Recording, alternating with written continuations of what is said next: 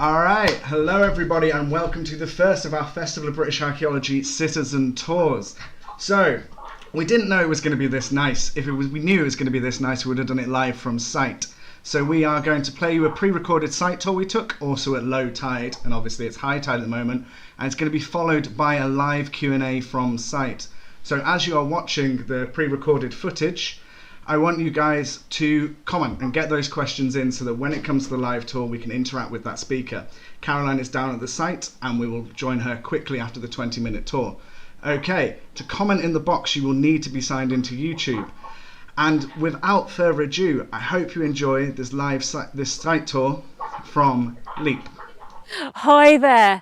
Today I'll be taking you on a short tour along this beautiful section of beach. The reason we're here is, well, England's always had, or Britain has always had, a relationship with people across the water, whether they are our invaders or whether they are our friends.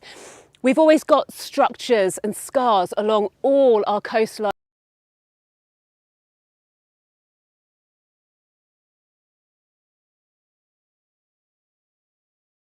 From 1840, when we were worried about German invasion, over to our more offensive structures for British and Allied forces to move across to Normandy and fight our enemies on the beaches. Please follow me.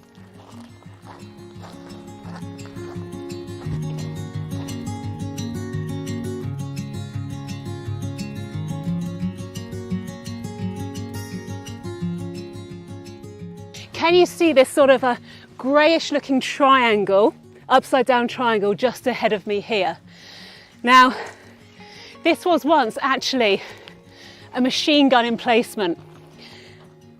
5 years ago, the full thing was here, but it's now actually collapsed and it's presently just down here on the sand. What we have here, we think it's a machine gun emplacement, but actually now it's so destroyed, it's a rough guess. But what was happening in the 1940s was there was a great big threat that Germany were going to invade. They were going to come to British shores. It was something serious, and it was something where we had to start protecting our shorelines and coasts. Here at Leap, we have big searchlight emplacements, machine gun emplacements, all along this section.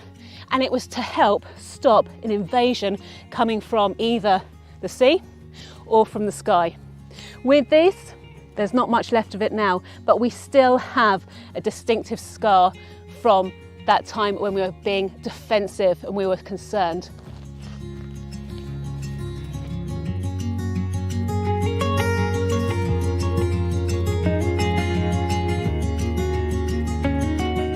Keep up.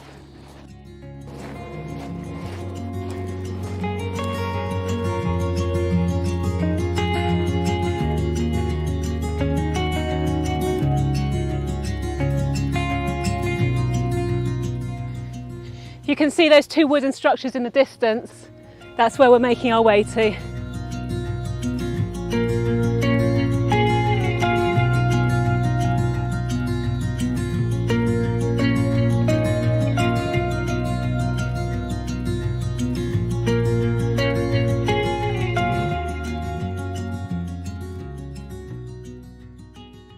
So when the British retreated from Dunkirk, British and Allied forces retreated from Dunkirk in 1940, there was a constant drive and thought as to how to return.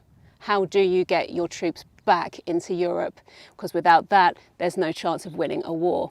Now, the easiest way when you get to Europe to deploy your troops is on a landing craft. Amphibious assault is extremely good at deploying a lot of men, a lot of armaments at the same point, and then retreating from the beach, collecting more and bringing them back. The problem on the British side was we didn't actually have a system for loading up such men and armaments onto landing craft. And to give you an example, so we have a little landing craft here.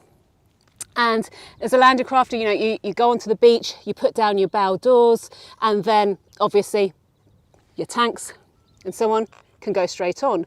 But at a British harbour or a British port, the problem is you have a harbour wall. And so a landing craft can't really do much, and the tank can't get on. And it can't even really go alongside and shift, and shifting and craning would actually be far too much, especially for the thousands of landing craft, armaments and troops and tanks, etc., that needed to get over for such a hefty and successful, hopefully, deployment. So we needed to harden our beaches, make our beaches much better at being able to receive landing craft and load our tanks and men. In order to do this, we had to harden some of our beaches. Now, an easy way to harden a surface is to use concrete, but concrete can take days to set. And in the intertidal zone, our tide here changes every 6 hours. There's no chance concrete could set in place. So instead, Major Vassall Steer Webster came up with an idea of the chocolate block. So pre-made blocks of concrete that can be laid out like a mat on a beach, temporarily, hopefully, for landing craft to come along, deploy their bow, put the tank on, and then all their men, and then go off out over to Normandy. As you can see here, there is still evidence of those chocolate blocks today. The nickname chocolate blocks, you'll see why in a minute.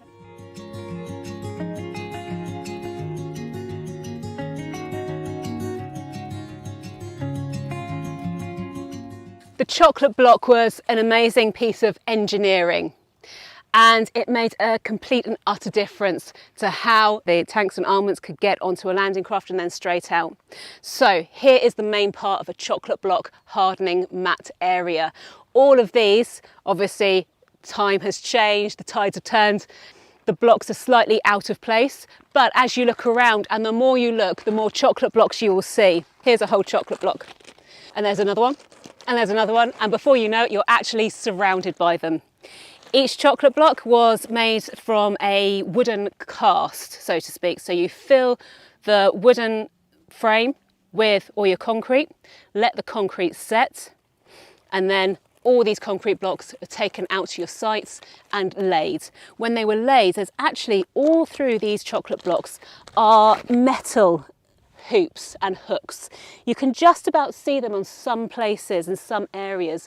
Most of them have corroded away, but if you look really closely, you'll often see that there's a piece of concrete that's like a bit redder, or there might be actually even still a little bit of metal hanging out. But this is where they hooked onto each other and held in place. The original Mark I chocolate block actually was much more flexible than this, because they thought it needed to flex with all the weight on top of it, but actually it flexed too much with the beach. And these were harder ones. So these are the Mark II chocolate blocks. And as you can see behind me, 2 dolphins are also here. When a landing craft, most notably for this area, LCT, so landing craft tanks, so big landing craft, came up, they could pivot on these dolphins and come up the beach, hold position and wait for the tanks and armaments to be driven on from the concrete apron just there. And if you look up here, we can see that concrete apron up close, because again, a bit like the chocolate block, there was a hook and a hole system. So all the way along this section of concrete, you can still see all the hooks. These were the hooks that held on to the first section of the concrete apron, all the way down through the chocolate blocks, down out to where these dolphins are today.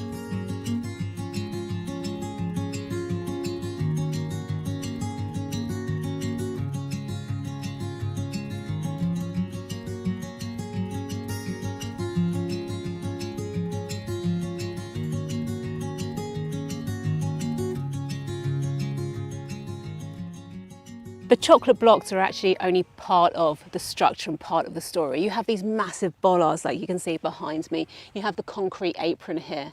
Spring 1942 was the time to start that planning of how you can create these hardened beaches, the beach hardening mats, the concrete aprons, how you're going to steer everything, park everything. And remember, all the tanks were actually rolled in reverse, so that when they got to the beaches at Normandy, they could just be rolled straight out fighting and firing. So for this all to come about from its infancy of we need a harder beach, to this, which we have now, a fully functioning and loading landing craft platform, 8 months, job done.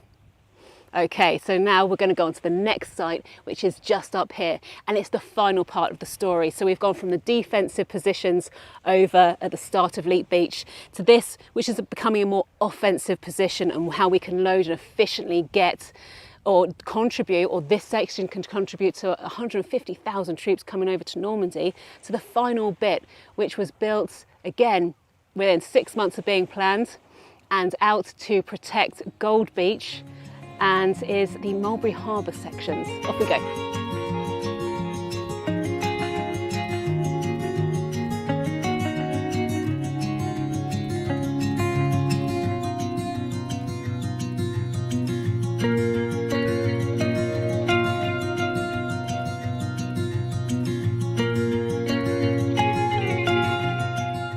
So now, classically, with any concrete, if you've got concrete at home, in your garage, on a driveway, there's always a cat or a human that cannot help but walk across it before it's dried.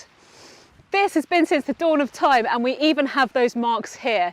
If you see just here, we have footprints. Someone who couldn't wait for this concrete to dry before they stepped in it.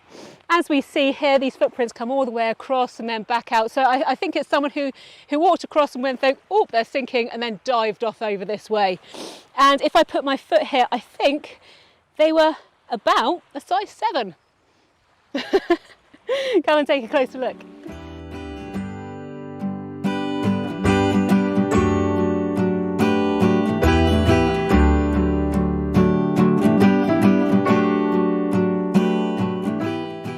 At the Quebec conference in 1943, Churchill and Roosevelt decided that not only do we just need landing craft to land troops, it's simply not enough. We need to use our other Royal Navy craft that are just regular ships. They can't use a beach to land. But over at Normandy, there was no real decent harbour that they could use, nowhere safe, nowhere that would take the size of what they need to do for not only the amphibious assault, but then the land assault onto Paris, then onto Berlin. So they needed a harbour, and they needed to build it. You can't build it over there, so they had to build it here. The harbour was called Mulberry, and the Mulberry Harbour needed, first of all, you have several things for a harbour. You have your breakwater to stop all the waves coming in, to make the water quite calm, and then you need all your pontoons, etc. So your boats can moor up to them and then unload armaments and troops. This here at Leap is one of those construction sites used to build parts of Mulberry. What they actually built was the Phoenix caissons, which are these great big concrete monoliths that went out and were placed all the way around to make the harbour wall, essentially to stop the waves crashing and make the water nice and calm. These concrete platforms for the Phoenix caisson construction site, I'm stood on one right now. There were actually 6 here, so they could build at the same time simultaneously 6 concrete monoliths. Each of these monoliths were then dragged by engines and tows and winches all the way down to a launching platform just down there that we'll come to later. With these platforms, as you can see, it's a huge amount of concrete. These were big pieces. You had what looks like a really large brick, but the really large brick is full of chambers. When they want to float this really large brick, all the chambers are pumped with air. When they want to sink it, as in sink it in place at Mulberry itself, then all these chambers are filled with water. But the other advantage to that is you can make this a secret operation, regardless of how big this site is and how big a Phoenix caisson is.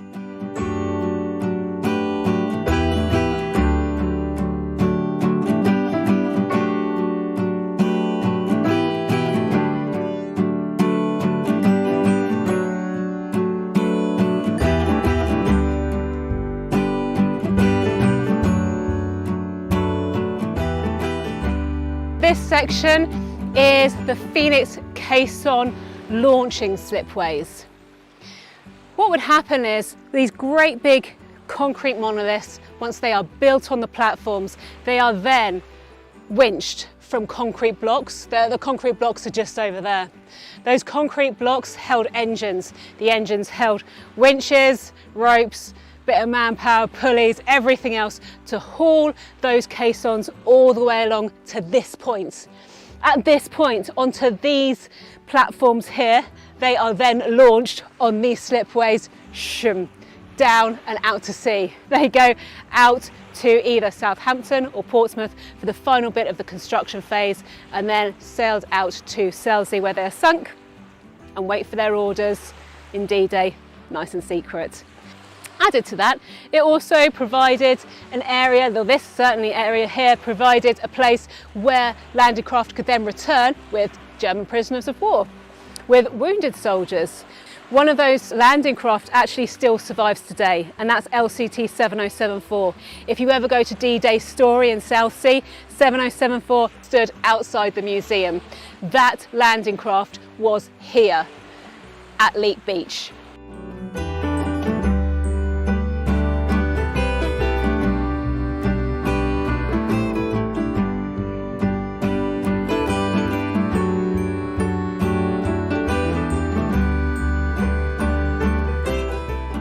The problem with coastal sites, no matter how hard or how strong they were, no matter how heroic they were and what they have done, there are some things they cannot fight. And one of those is climate change and coastal change. Now, although the sea, if you can just see there, it is at low tide, but the sea never actually laps the tops of these Phoenix caisson construction site platforms. And it's actually not, you know, if the sea rose, well, the Met Office said, oh, the sea level's going to rise by 2 centimetres every few years. It's like, well, 2 centimetres, so what, it's not much, it's not going to destroy the top. The problem with all of these structures is what's going on underneath. With these caisson construction sites, they were just built straight on top of gravel. And it's the gravel that's eroding out. With gravel scouring out from underneath, all these construction platforms start to collapse. This collapse you can just see here happened only last winter. This is getting much worse than when I saw it last year. There's one other thing that really is important for coastal sites as well, is we have a fixed point in time. I know this was built in December 1943.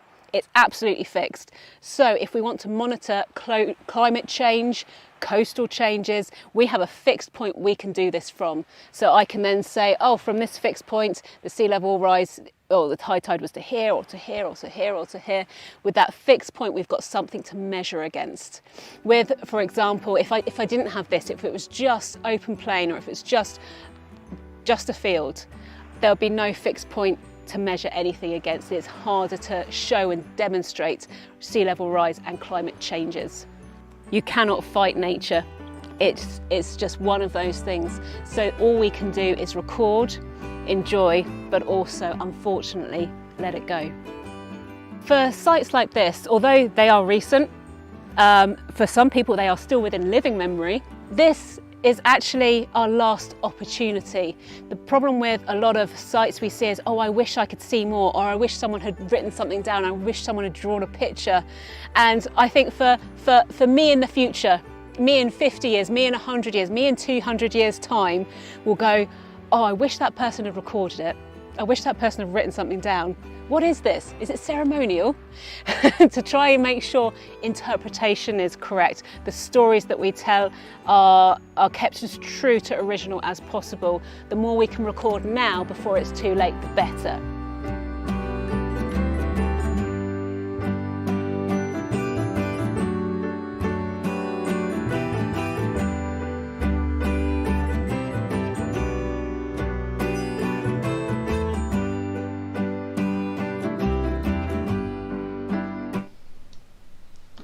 Okay, also, I hope you really enjoyed that. Firstly, we have to say a massive thank you to our newest member of staff, Natasha Bilson, for editing that together for us. I think, and I have to apologise for the lag at the beginning. It will be available later, and we'll probably upload it as a separate file to YouTube as well, so you can re-look at it. Anyway, I see that we've got a fair amount of questions coming in, and keep just pumping those questions in. And remember to like and subscribe, and it kind of gives us different bits of information that we will do more of this stuff. I will put an evaluation form into the chat, and if you guys could click on that and fill it in, that would be fantastic. So without further ado, let's go over to Caroline for some live questions. Okay, how are we doing, Caroline? We're over at site. It's windy. When I did that filming a few weeks ago, It was very calm. It was very nice. Today, not only is it windy, high tide was 2 hours ago and it still hasn't gone down. So unfortunately, good job we did do the pre-recording because I cannot actually show you the slipways right now at all. Hi everyone, so my name is Caroline Barry-Smith. I'm the head of audience engagement for Museum of London Archaeology. And we're down here back at Leap after our filming a few weeks ago to answer any live questions. I do believe some have come in, but I'll leave Grant, who's the producer and master of ceremonies, to let me know what they are. If you see me touching my ears, because I've got this all plugged in, it's so noisy I wouldn't be able to hear you from our camera at the moment. But also just to say thank you to Rose Kent, who's our camera operator today, also a member of CITiZAN Team. And again, Grant and Natasha, thank you so much for helping me put this together today for Festival of Archaeology and Climate Takeover Day. Okay, so the first question is from Will Rathouse, and we have, do we know if the machine gun emplacement was manned by regular soldiers or the Home Guard? So right at the beginning of the video. Right, so Stone Point Battery was manned by regular soldiers. This is Royal Artillery site at the time, and unfortunately, there is the actual original logbook. So there are lots of original records from that site. Unfortunately, the one thing that is missing is a plan of the site. Hence why the machine gun emplacement that I pointed out is just, we think what it is, but we don't know exactly because there is no definitive map that has been saved. It's missing from the original logbook. But yes, this was Royal Artillery, regular soldiers, not Home Guard. Okay, and then we have one that I can answer. So, Kat, we will put the captioning on at the end. So once the stream's over, I will turn the toggle on that will allow for captioning of this video. Apologies, the live due to it being live, it really struggles to caption it at the same time. Okay, and on to the next question. So from Magnus Kops, he's asking, his key question is, where is Caroline's TV contract? I don't know how you feel about that. It's the interview phase at the moment. It's going on my profile. No, this is all part of live delivery. Since COVID, our entire team had to adapt. If anybody came to the CITiZAN conference in February 2020, I gave a big speech about we are, as human beings, we are the survival of the adaptable. We have to adapt, we have to change to work with our coastlines, to work with climate change. I then couldn't, 2 months later go, okay, we're all going furlough, we're all shutting down. We had to adapt, we had to change. So the CITiZAN team were very, very positive, trying to make sure we embrace new digital outreach methods and outreach outputs. And this is where we are today, able to deliver and start to deliver live broadcasts, live feeds and video sites tours of some of our sites. It's all off the back, actually, of COVID. We've come out in, this is new normal. Yeah, bolting out the gates of COVID. Okay, so we also have Elizabeth Knox is a big fan. She's asking Tony Robinson who. I'm not sure if we can reply to that one. And then we have another question from Magnus Kops, which is, do we know how many people were involved in the construction operation of the defences at Leap? It depends what bit, but there are certainly many parts to that question. And unfortunately, where this was essentially a secret operation. This is all done under the blanket of being able to go out for D-Day operations and getting the Mulberry defences out. So there are, and I think that the majority of the research for this has been done by someone. If you go on Twitter, @Spitfires, Stephen Fisher, he's a historian and is the expert of this site and D-Day embarkation in general. He would be able to tell you via Twitter the exact numbers for each section or each part and which time, but I wouldn't be able to tell you that right now. Okay, and then we have one from Amola staff, and yes, I will send that evaluation from the previous event onwards. We then have one again from Will Rathouse, which is, are there problems with hazardous materials, e.g. asbestos, on this site? Keep these questions coming in, guys, because we'll stay here as long as there's questions coming in. Actually, no. The main thing is actually that the metalwork that is in the reinforced concrete. If we were going to talk about a pollutant, I'd say then that was the one. With day coastlines and coastal communities, there's a massive importance in the ability for the general public to get down to the coast and use it. If a general public can get down to your coastline and use your coastline in your coastal community, then they're spending money in the car park, in the shops, and at the ice cream van. This is quite valuable to any coastal community. If they cannot access the beach, the economic value of that community can crash quite dramatically. So it's quite important, especially with somewhere like Leith, that there isn't anything getting in the way. With this site here, it's actually quite far up from the main beach site and the main campsite. So this isn't really a pollutant. I would say that if you were a paddle boarder, you would want to pump up your board here, because there's metal work and it sticks out. It does stick out quite a bit all the way along here. So I wouldn't say chemical pollution as much as reinforced concrete debris. That's probably, I wouldn't say a problem or an issue, but it's certainly something on site that prohibits certain activities for the public. Okay, and in terms of the site, this is a question from me. What's the plans for the future of the site? The plans for the future. Like I said in the video, we can't fight that this site, was part of a major battle. It's a major amphibious assault. It forced a lot of things, but one thing it cannot fight is climate change. We have to embrace and adapt to this site. Well, this site has to embrace and adapt what is coming to it. What you'll find here is, although the water doesn't lap on top of the concrete placements, concrete platforms here, it does undermine underneath quite significantly. In 1990, there was a survey done to monitor some of the areas which were so badly damaged, and monitored as a last chance, last opportunity before then they were eventually crushed on purpose. This is essentially the management of decay. You can't save it, but you can manage it as best possible. The great thing about that first initial crush was that it helped defend. It was essentially a sea defence for the rest of the site. So the rest of the site lasted longer because the three Phoenix caisson construction platforms were crushed. Unfortunately, now nature is starting to take over more, and more areas along the site. You're starting to see gravel being scoured out, and areas are going to start to be crushy again. So CITiZAN, in partnership with Hampshire City Council and Leith Country Park, will be doing another survey in September before the next big storms happen over winter, as again a final chance to record the fine sites like the footprints and so on before they have to go for the next crush. So we will still keep going, we'll still monitor, but it's essentially monitoring and the care of decay, not to save, but just to let it go and preserve by record. Okay, fantastic. 1 second, I'm just going to move myself over to the other side of the screen.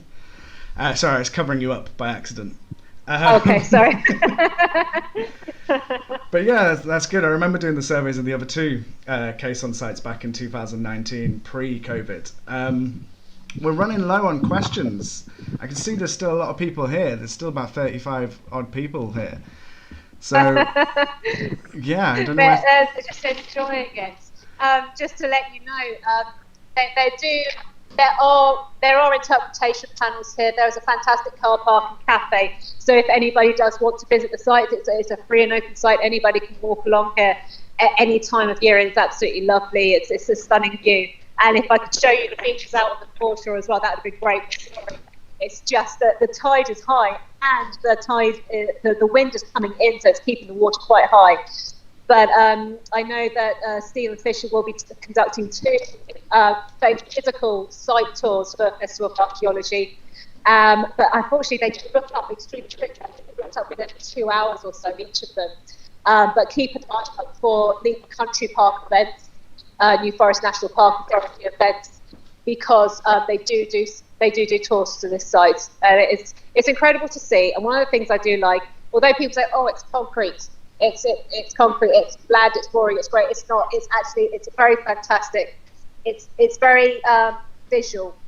You can really see what's happened. Sometimes when I say to people, oh, here's a prehistoric landscape, and it's lots of trees and fields and grass, and it's sometimes very difficult to visualize what was there so many thousands of years ago. But with these sites currently, you still get a really good visual impression of what was going on at the time. It's really easy to translate for anyone. And as soon as you see a chocolate block, you see them down here. Once you see them, you can't stop seeing them. You cannot unsee them. They're everywhere. Yeah, and as the tide goes out, we get a few more. Once you see them everywhere, from especially in the south. Okay, Will Routhouse has come back again with how many similar sites existed across southern England in the lead up to D-Day? Did you hear that one? When the lead up to D-Day, there was actually only, but basically the reason why these sites are here, both I assume Will's talking about the embarkation hard rather than the Phoenix construction platform. If I answer both, the construction platforms over there, they were actually this one, 2 at Stokes Bay in Gosport and 1 over at Hayling Island. They were there as essentially to support all the dry docks around the south coast and into London. There was only so many Phoenix caissons that they could build, but that more were needed. And when you need 147 Phoenix caissons, they actually needed more. And these 4 sites made the extra 26 that were needed for this this plan, this Mulberry Harbour. For these sites here, these embarkation hards, they go from, I think they run from Falmouth all the way around to there's Dover, there's Folkestone area, so they're all the way around the south coast. And with all of these, I can't remember the number off the top of my head. I'll get Stephen Fisher to tweet it, I think. I can't remember he's in the chat. Off the top of my head. But yeah, there are lots all the way along the coast. And some of them are actually still in use today. I believe some military sites still use them along the coast. And some, I know there are, the ones at Gosport, I think that GHGF, they're part of the sailing club. So they're just the platforms, the hards for the sailing club to use to go out on. So most of them stopped being used. They just left to decay after the war effort. Some are still being used and recycled today. But as for the actual number of exactly how many embarkation hards, I cannot remember off the top of my head. That's all right. So just to hark back to a previous question, Steve Fisher came in the chat and said Stone Point Battery was manned by the 539th Regiment of the Royal Artillery. And then there are 79 embarkation hards in total. Most are on the south coast. There you go. There we go. Thank you. So yeah, I do have to say that the majority of the research, the background research, the trips to Kew National Archive, going through the primary archives and all the old diaries, the logbooks, etc., is all Stephen Fisher's research. So if you see him on Twitter at Steve Spitfire, it's his research that has brought light onto the fact that normally with D-Day, we think about what happened on the beach, the amphibious assault. And it's again a bit of that Saving Private Ryan moment when the beginning of the movie happens at the start of landing on the beach. And most people's stories of D-Day start with that landing on the beach and then going in. And people forget that the massive logistical exercise to get people across, to get armaments across, to get equipment across, and that thought and that planning that started in 1940 of how do we get back after Dunkirk was massive. And this military effort still, it doesn't scar our beaches, but it certainly marks a lot of our beaches and a lot of our coastal areas along the south here. And it's something that actually deserves more recognition than it ever has got. Not only that, it's not just D-Day. A good month after, there's constant shuttle services, shuttling new armaments over, or having prisoners of war coming back, injured soldiers going back, new soldiers going out. So there's constant shuffling back and forth, back and forth. The Mulberry construction sites were just used for that one task only, and then that's gone.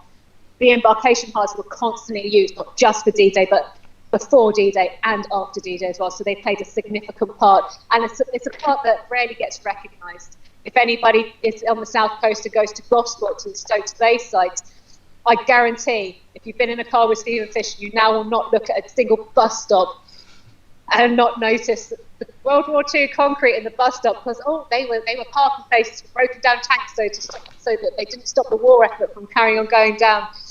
and all the widening roads. I go through, I can see a road that's been purposefully widened, and that is again part of the war effort to get all your tanks and armaments and men down to these beaches and areas. So there's a massive structural infrastructure development and exercises for this part of the operation. If this didn't work, we'd have never got over to fight on the beaches.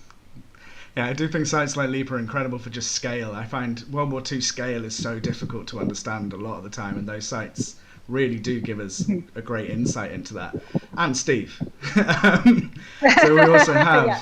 How accessible is the site to the general public? I think you might have answered this already. And then it is accessible for a walk. If you you'd need if you're in a wheelchair, you would need a decent wheelchair that can go across gravel and sand. If you're a slow walker or you've got any kind of like walking mobility issues, it's quite a long walk, so be prepared because there's no toilets up here. But actually for parking and cafe and toilets over at Leap Country Park Centre, it's very good, it's very accessible. So that Stone Battery Point area, extremely accessible, it's absolutely lovely. A bit of an effort to walk around here, and I've done this 4 times today, and yeah, the step counter is really cranking up. Okay, then we have a question from Elizabeth Knox, which is Leap one of the better preserved of these sites? Sorry, which is better preserved, or is this the better Is preserved? Leap one of the better preserved of these types of sites, so embarkation hards and the Phoenix caissons as well, construction sites? I would say, I would say for the Phoenix caisson construction sites, this is well preserved out of the 4. The one over at Hailing Island, there's lots of accretion, so there's normally we're dealing with coastal erosion where everything's slipping away, but over at Hailing Island, the pebbles and the sand are piling on top of the site, so it's very difficult to see a lot of it. It's very difficult to see those slipways and so on, and the platforms have gone, although there's bricks where park platforms where people park their cars now. So I'd say that this one is better than Hailing Island. For Gosport, again, unless you knew what you were looking at, it would just look like a nice big flat piece of promenade, and there's some kind of like lighter bits of grass in the common area of Stokes Bay, but you can't really see much. It's difficult to understand the sites. So this one would be certainly the best for the Mulberry Harbour Phoenix caisson construction site. In terms of embarkation cards, there are actually at Gosport, in between the Phoenix caisson construction sites, they have embarkation cards. And some of those sections of embarkation cards, this is G1, G2, G3 with their code names, their chocolate blocks are still in situ. They're all still hooked up. So you get big mats of construction site with hooked chocolate blocks. They also have chocolate blocks all hooked up and like it's still in use over at GHGF hard, where the sailing clubs are. However, you get more componentary parts here at Stokes Bay and Gosport. All of this area, so you see the concrete platform here, this is the apron where you would load them, but where the tanks and armaments would come in and start their reverse moving onto landing craft. All of that at Gosport is now actually car park. So the car parks that you go to at Gosport, if you look at the shape of them, they are an unusual shape. They actually mirror the shape of the original apron, and the original concrete sits underneath. Technically then better preserved, you could argue, but also you can't see it.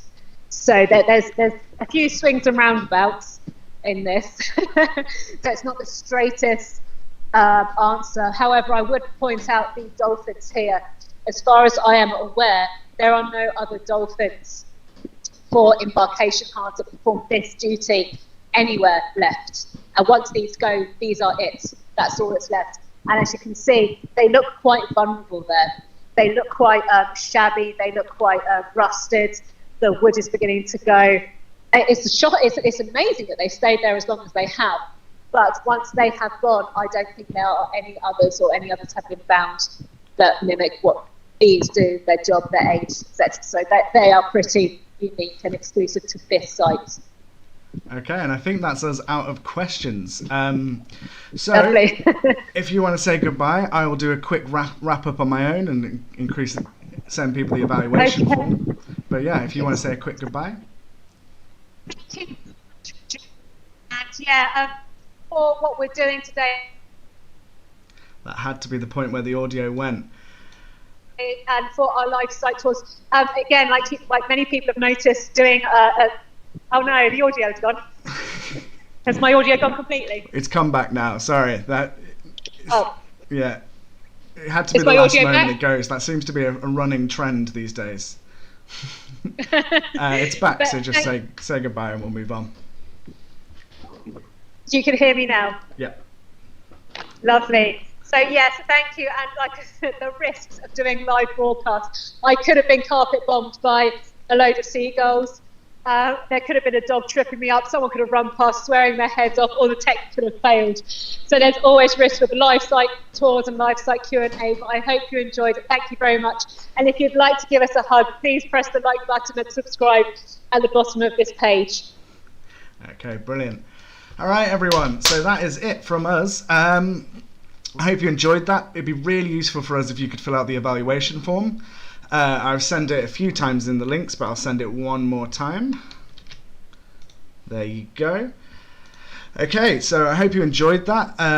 We plan on doing more, so that feedback allows us to do more of this stuff, allows us to justify doing more. So without further ado, I'll see you at the next one next Friday, and that's us out. Okay, bye.